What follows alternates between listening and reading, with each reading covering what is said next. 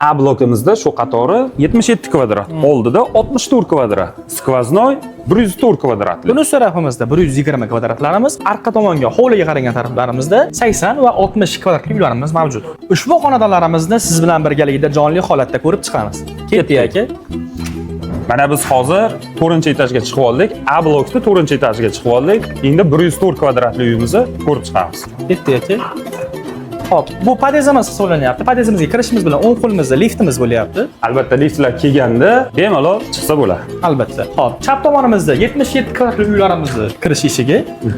Bu xonadonimiz 104 kvadrat hisoblanadi, ya'ni skvoznoy. Albatta aka. Va ushbu xonadonimizni bir taraf oynaklari hovlini ichiga qaragan bo'lyapti. Ikkinchi taraflari yo'lni bo'yiga qarayapti. Va ushbu A blokimizda akfa romlari qo'yilish jarayonlari boshlandi.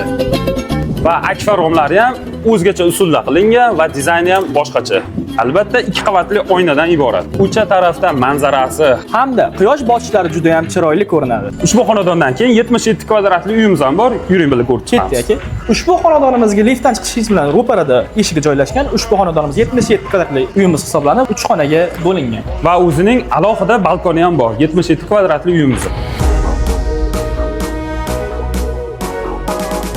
Odilxon qarang, bu podezimiz rosa ham katta yaxlit holatda turibdi. Sababi hali xonadon bo'linmalari qilingani yo'q.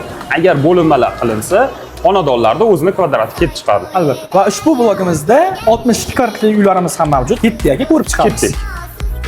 Dilshod aka, ushbu uyimiz 62 kvadratli bo'lib, 2 xonaga ajratilgan va bu 2 xonali uyimizning oynalari faqatgina hovli tarafga qaragan. Dilshod aka, balla vash yo'g'iraverayapti, gazabilklar qo'yishdi.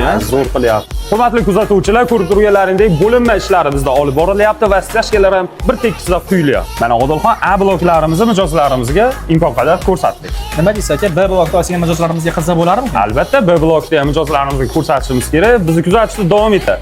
Narigi videolarimizda B blok bo'yicha to'liq ma'lumotlar beramiz. Like va podpiskani esdan chiqarmanglar. Uy qidirib yurgan do'stingizga ushbu videoni jo'natishni unutmang.